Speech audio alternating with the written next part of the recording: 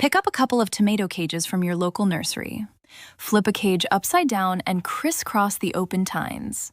Secure this pattern by winding strong twine in and out, tying it in a knot, and adding a zip tie for extra strength.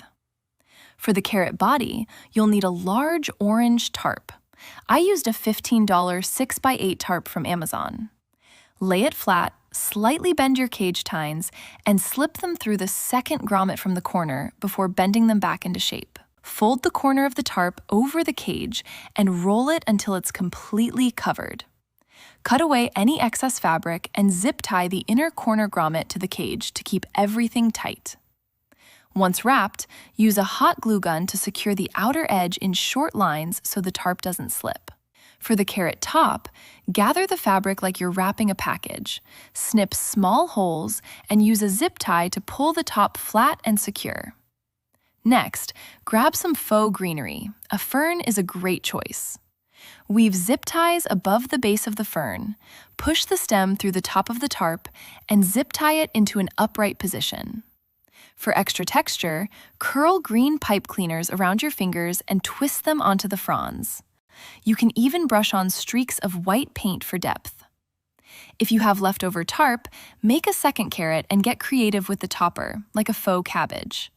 Display them in planters with moss and Easter eggs for a bold, whimsical spring look.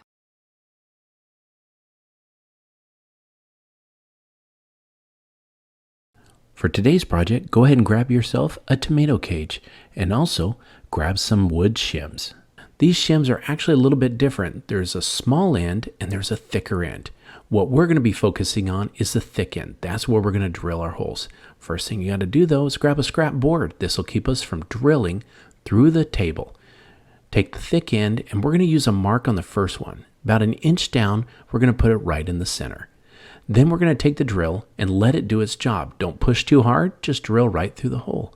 You're going to get a nice clean hole, and we're going to do this to all of our shims. Also grab your favorite wood stain.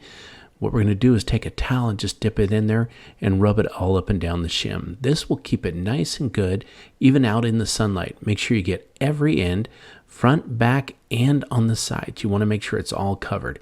Just wipe it on there, and when you get all your shims done, just go ahead and set them to the side and let them dry. Next, grab a tomato cage. We're going to use this to put our shims on, but the sticky points that go into the ground, we don't need those. You don't need to cut them off. They're easy to snap. All you got to do is bend it right at the bottom, right at that first circle, but go back and forth. If you do that a couple of times, eventually it's just going to snap right off. Now we're going to grab us some copper wire. This is really thin, but good enough. Cut off a few inches, because what we're going to do with that, we're going to put that through the shim with the hole in it. And what we're going to do is start wrapping it around that first small circle on the tomato cage. Just use it like a twist tie. It's real easy to do because the wire's thin. You're going to put the first one on, make sure it's got a little loose to it so it can move around, and then we're going to do it to a second one. Once you do that, again, just like the first, you're going to take that copper wire and just start wrapping it around. Go all the way around. It takes about 20-25 to go around the second one. Now, once you get the second layer done, we're going to grab us a solar light from Dollar Tree. Take off that small part on the bottom, the stake. We don't need that. And then grab some copper wire that we have left over, and we're going to use that to wrap around the light and let it float right in the middle of our chandelier that we're making. Any excess copper wire on the end, just cut it off. Now we're going to work on that last circle right at the top, and we're going to go ahead and put it on and twist tie it all the way around. Once we get it all wrapped around, look at that beautiful chandelier hanging there. And when the night starts to fall, watch this. That thing is going to light up, and you don't even have to turn it on or off. It works its magic automatically and recharges during the day. I hope this inspired you to build your own wood shim solar light chandelier. Thanks for watching Home Talk, and we'll catch you next time. Next time you're at the garden center, make sure you grab a tomato cage and copy this idea for your front porch. So to begin my project, I took the prongs of the tomato cage and I attached them together at the end using a zip tie, making sure that I pulled the zip tie nice and tight so that it doesn't slip down the prongs of the tomato cage. You can use wire as well, but I do find that it slips, so a zip tie holds nice and tight. Then I'm going to take some greenery that I have on hand here. This is a long greenery garland, and I'm going to begin wrapping it around the tomato cage, tying it on intermittently with zip ties, making sure that it holds in place. And again, you can use floral wire if you want, but I find the zip ties just hold a lot better. So I'm going to keep layering on my greenery, working around, making sure not to tie it too tight so that the greenery stays nice and fluffy and goes around the tomato cage nicely. So I just keep working it around. Now this garland that I have here has nice pieces that branch out so I can actually work it around. And then when I get to the top, I just keep tying it around until I'm finished. I'm going to work on some fairy lights here around as well. These are battery operated. And then I'm going to take a old rusty planter that I have that needs a little bit of a makeover. So I'm just going to spray it with some primer, and then as well I'm going to spray it with a nice almond color spray paint that I had on hand. I'm going to place it on my porch here, fill it with rocks to add some weight, and then I'm going to put my tomato cage upside down, and here I have a beautiful topiary for my front porch. And at night when the fairy lights turn on, they're on a timer, they light up, and I add some beautiful ambiance to my porch, perfect for summertime. I really hope that you enjoyed this simple, easy to do DIY idea. Thank you so much for tuning into Home Talk, and we'll see you next time.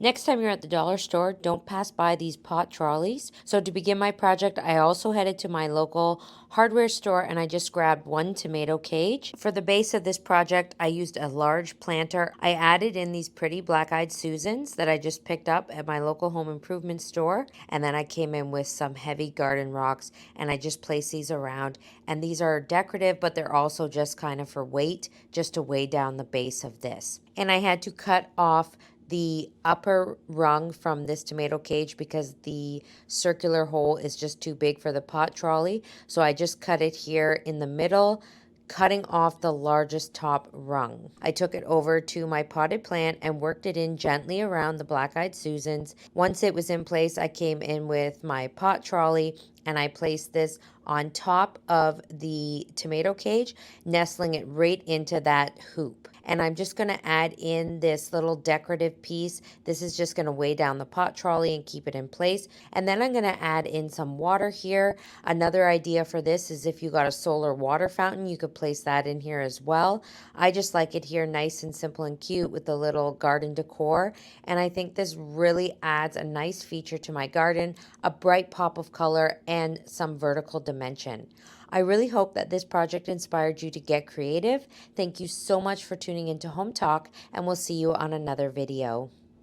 You'll want to head to the Home Depot for a large tomato cage and the Dollar Tree for 3-wire planter baskets when you see how cool this summer hack turned out. Now I'm preparing all 3-wire baskets to fit inside the tomato cage at the bottom and the 2 upper rings. The very top wires of the tomato cage can be cut off. However, I'm going for something a little more decorative. I'm pinching wire cutters around the base of the top wire, then gently bending the wire towards the floor.